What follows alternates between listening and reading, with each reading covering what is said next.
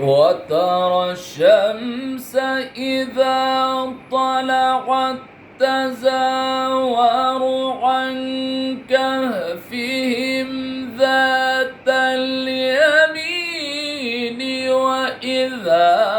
غربت تقرضهم ذات الشمال وهم في فجوة